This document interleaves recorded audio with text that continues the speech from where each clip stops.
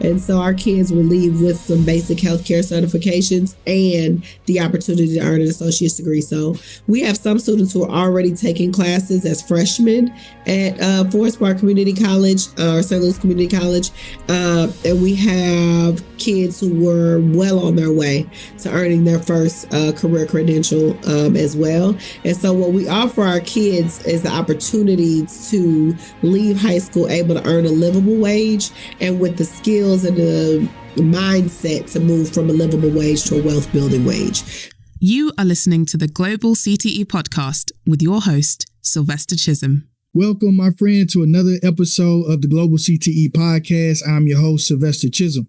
This is the place where I interview the best, the brightest, the movers, the shakers, and the innovators. Today is no different. I have my good friend, Kimberly Neal-Brannum, here on the pod. Now, let me tell you a little about Kimberly. Kimberly is the founder of Believe Schools with campuses in both Indianapolis and St. Louis. She is deeply committed to ensuring that every student graduates with real choices and the tools for economic upward mobility, whether that's through college, career, or entrepreneurship. She believes that education should be a launchpad, not a limitation, and her work reflects that mission every day. Before founding Believe Schools, Kimberly's leadership was instrumental in transforming schools across the country. She served as managing director of secondary education for KIPP DC, where she successfully turned around its largest middle school. She also founded Muchin College Prep in Chicago, a school that remains one of the top performing schools in the Noble network of charter schools and one of the best in Chicago. With a background as a principal and school social worker, Kimberly has always put students at the center of her work, ensuring they have not just access, but true opportunities to thrive beyond the classroom. Kimberly, welcome to the podcast. Excited to have you. Thank you. Thank you. Excited to be here. I'm just grateful for the opportunity to share some of the dope things that my team is doing. Yeah, no, I mean, when I was thinking about putting together this series around my folks who I know are crushing it in the career tech education space, in education in general, for this Black In CTE series, you were the first person I thought about. I was like, I wonder if she's available. I know she is super busy. I always make time for my people. Can I get her on the pod? And sure enough, you showed up. So thank you for being here. I said so many wonderful things you're doing. You're leading with Believe right now. I'm curious the origin story. How do you get here? I was getting ready. When you said that was your first question, you want the short version or the long version? You know what? Give me the one you feel like you're most inspired to give today. I'm here. I can usually do it in 6 minutes. Is the length? Okay. I've had to practice this many times. I haven't given it in quite some time, but definitely glad to share. So my origin story starts in St. Louis. I know that I was looking at your podcast as being a global audience, but I know you're in St. Louis, and it's good that my origin story started there. I say my origin story starts there, but when I tell my leadership journey, I say it starts in Mississippi, and then comes to Arkansas by way of Black trauma. My grandfather threatened to kill a white man, and he had to flee with his family to Arkansas. And then my mom was born in Osceola, Arkansas, and she ended up migrating during that time up to St. Louis. It was 11 of them. All the boys settled in California and all the girls settled in the Midwest. The boys did military and the girls ended up, being wives and moms. And my mom was the second to youngest of 11, and she is the last of the Mohicans. She is the only of her 11 siblings still living, which I think is a testament of that time. She'll be 80 this year. We're really excited to celebrate her. And I always bring up my mom and my dad when I talk about my origin story, because I know I stand on the shoulders of giants. I talk to our kids a lot to just really understand you got to know in order to know where you're going, you need to know where you come from.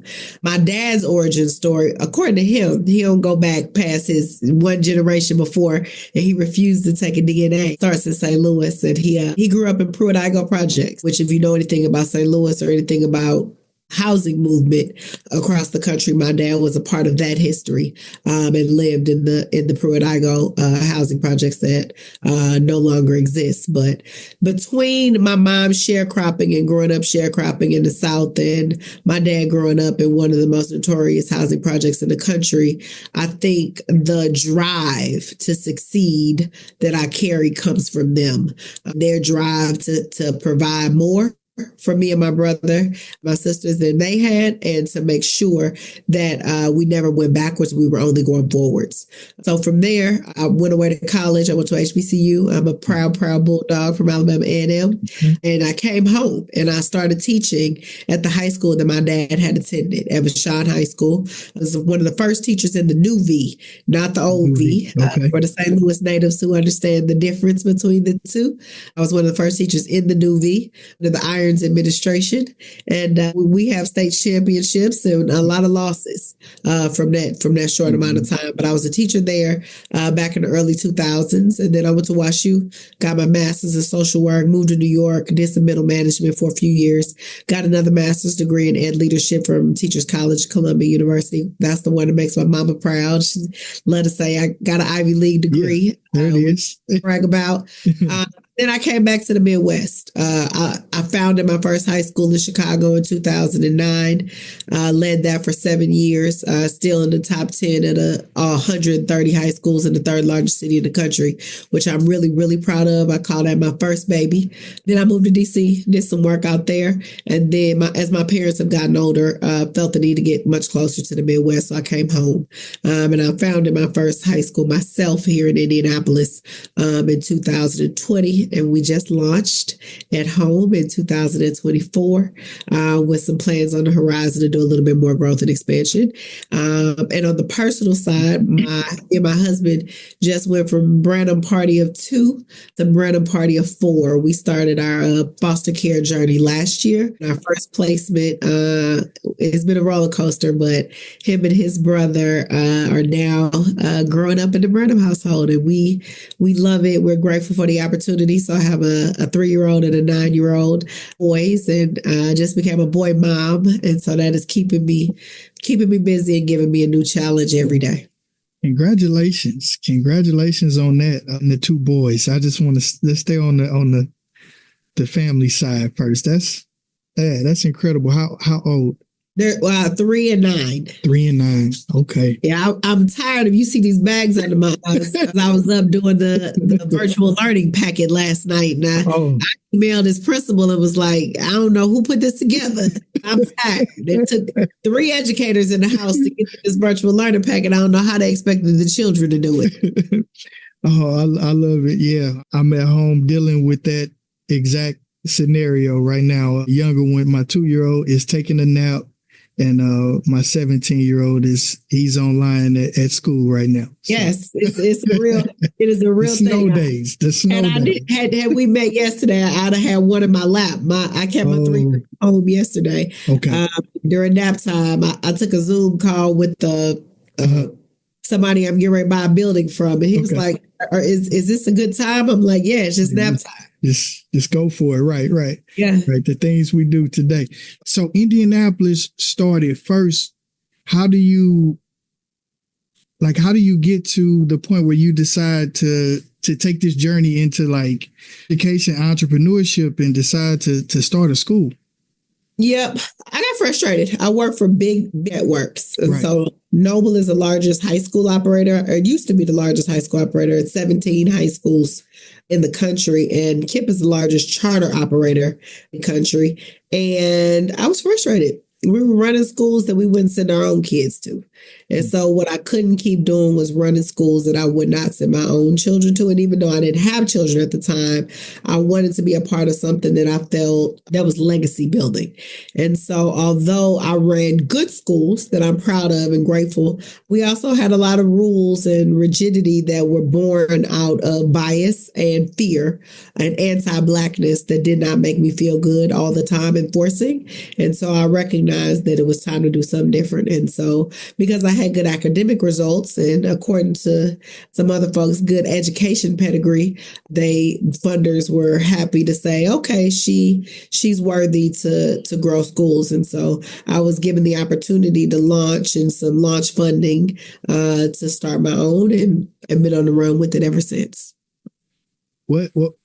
What's something, I'm curious about this, because I know starting a school comes with its own challenges, right? What's something that Kimberly today would advise Kimberly starting out in that first school? What's one piece of information you wish you knew? That's a harder question. Don't come home. Coming to my hometown was the hardest journey I've had so far in my entrepreneurship. Okay. And I don't think I would advise myself to do anything different, because I think every hurdle we had to jump over was worth it. Every time I walk into the building and see the 100+ faces of kids that look like me, that come from the same neighborhoods that I came from, learning, thriving, and happy and joyful, it makes it all worth it. But it was very stressful launching a school in the state of Missouri, not because it's the state of Missouri, just because of the politics, anti-Blackness in St. Louis, and Black on Black crime, not only from literally, but figuratively as well, in the sense that we don't always support each other working in our endeavors. And there's just too much infighting instead of us banding together and supporting each other and figuring out a path forward together for our kids instead of fighting against each other. That's a podcast for another day. That's what I'm sitting here thinking. I'm like, I don't think I was expecting that answer, but we can have our own podcast just about the I had never been sued. I've been in education since 2002. It's 2025. I've been in education 23 years, from a special education standpoint. Unemployment. I've never, when you talk about somebody who, like, my daddy worked for the post office, and he taught me, I'm innovative, but there are just some rules you don't break. And I've never had any major legal issues ever until I came home. And the state of Missouri, St. Louis Public Schools sued me and the state of Missouri, my organization in the state of Missouri, to try to keep us from opening. And I'm like, hey, let's try to figure this out together. My mom got served at her house. That's crazy. And so, like, that type of adversity is indicative of why our children are fighting. And so we've got to take a step back and look in the mirror and say, as adults, if we can't figure out how to talk it out, work together, what do we expect our children to do? They're watching us. And so I think we just need to push each other and push ourselves more and more to say they're watching us, be able to stand on some principles and some common ground to say, even if we don't always agree about how, where, when, let's sit down and have a conversation to see if we can come up with some common ground before we involve other folks in our personal business. With all of that being said, how do you still keep that spirit of collaboration through it all? Yeah. I started when I talked about my origin stories. My mama marched. My mama was, my mama and dad, my dad was a union organizer. And so I'm a descendant of Hiram Revels, the first Black U.S. representative from the state of Mississippi, pre-Civil War and all of that. So post-Civil War, during Reconstruction, I come from people who brought people together and believed in knowing your people and working for your people and standing up for the culture. And so as long as I'm centered in that, and that's all, I watched Eyes on the Prize, and I grew up watching Roots, all chapters. And so I recognize that the fighting is a result of the years and years of oppression, and either I'm gonna be a part of the solution or a part of the problem. So I try really hard to be a part of the solution. I'm human. I was very annoyed and definitely frustrated several times, but I also feel like as a professional, I owe it to the profession, the community, the ecosystem, to stay committed to being a part of the solution. Now, I'll tell you, I saw firsthand, is you saying this story and me seeing firsthand in the St. Louis campus, you in action, the leadership, your principals in action, and seeing the students engaging with each other, autonomy and agency. are really big for you. And so this story really kind of speaks to that. But talk to me about how you try to instill that autonomy and agency in your students. Yeah, I did a PD with a colleague named Jadon recently, and she talked about fight language. One of the fight languages are some people are like conflict avoidant, some people are like looking for conflict, and some people welcome it. They're like, hey, if it drops on my step, I'm gonna deal with it. I think our kids right now are being socialized to look for it and be starting conflict. I want them to start conflict for good. I want them to recognize that if we are going to fight for something, which I think that's just where we are right now, let's fight together for the right things. And I'm really trying to ride that way with our students and making sure that they are skilled up and confident enough to speak about the things that matter to us as a culture and not be rooted in like individuality or simplicity of like, let's fight over what we see on TikTok or Instagram and social media, and let's fight together to close this wealth gap and to close the academic achievement gap. And so that's what we try to instill in our kids. And some of the things that we do is like, we're just real conscious with, we got to be real careful what I say on a recorded podcast. We're real conscious with our students about how we talk about where we come from in service of where we're going. That's as provocative as my representatives tell me I should get right now. Say that one more time. Say that one more time.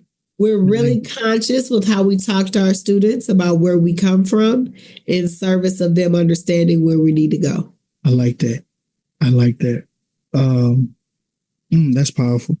And I heard you say I was watching one of your interviews with Camelback, and you talked about how it's important for you to work to close that income gap.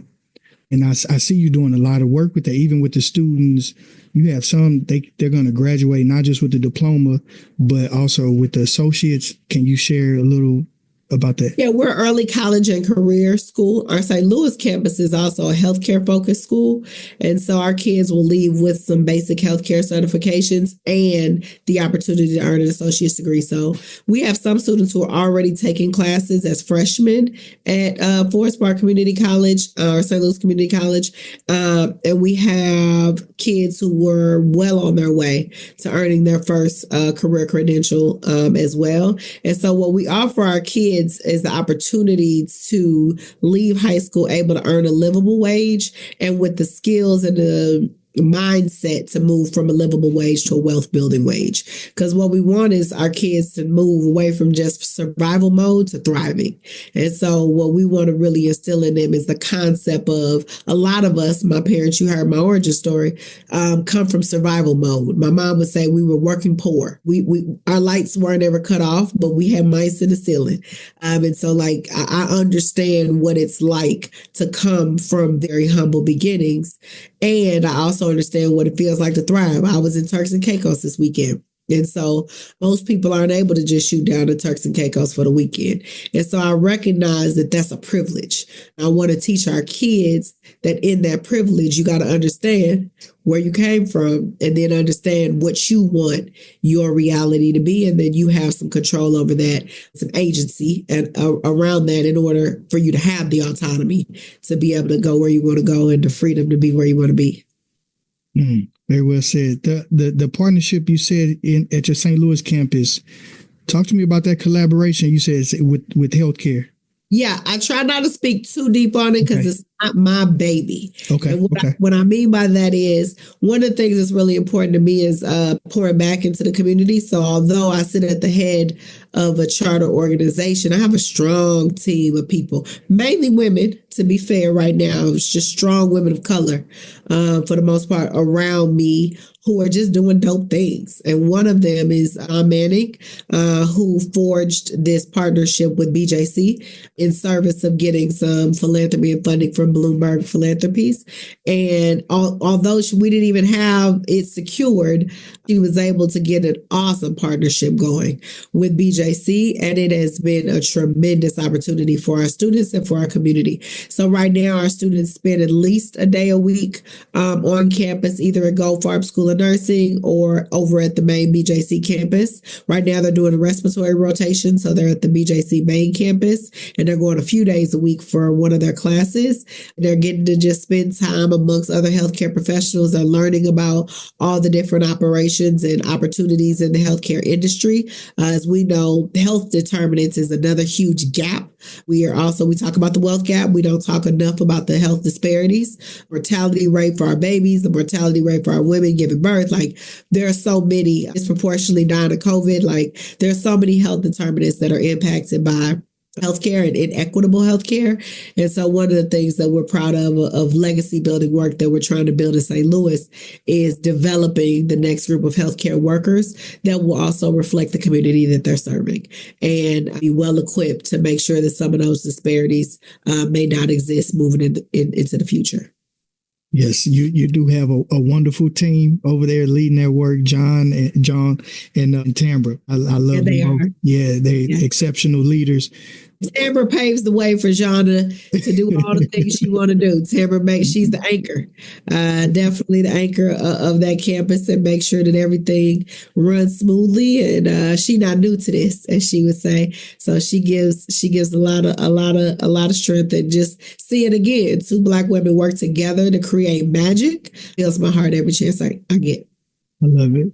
From a leadership standpoint, for anyone who's listening, who their team is growing, their role as a leader in this space in education. But what's the best piece of advice you have for building out your team? Be authentic. What I struggle with a lot is a lot of leaders are, unfortunately, ladder climbers. They want the title, but they don't want to put in the work. So I think if you are authentically who you are and you work really hard at instead of being more worried about losing your job when you're doing it, more worried about keeping it and doing it well, I think everything goes well. I spend a lot of my time just talking to people and just sharing and being vulnerable and being authentic with, my trials and tribulations and our wins, but making sure that people see me as a human first, as a leader second. It has taken me a long way. Yeah, no, that's powerful. And as you just said that you spend a lot of time talking with people.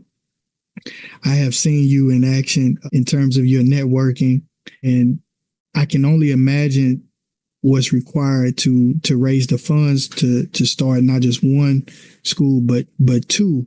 For anyone who is listening, who's inspired and they followed your journey, they know about Believe, and they're like, you know what, I think I want to start my own school. Yeah. What's that look like? Talk to me about the power of networking. Hard work and a lot of sacrifice. And that's why I had a young man come in here a little earlier. One of my students, he said, Ms. Neal, I'm going to be a leadership, but I don't really want to teach. I said, baby, you got to start somewhere. I hate to tell you, don't just walk into the executive director or the principal seat. That's not how life works. And I think a lot of people in our generation, this new generation, I can't claim it, not that generation, wants to skip some steps. And so they want to go straight into the seat. And I think when you say you want to go straight into the seat, you forget that heavy is the head that wears the crown. And if you are not prepared and if your head is not strong enough to hold the crown, you won't keep it. And I think we've got to say that more and more to our young folks, because everybody wants to skip some steps in order to say, I got this title or I got this salary or made it. But you got to make sure that your head is strong enough to keep it. That will be a fleeting experience. And so advice that I would give is take your time. Don't rush it, soak up all the knowledge, and make sure that your head is strong enough to hold the crown. Because once you get it, if you're not able to hold it up, it's all for naught. I'm curious. I want to take it back to the classroom.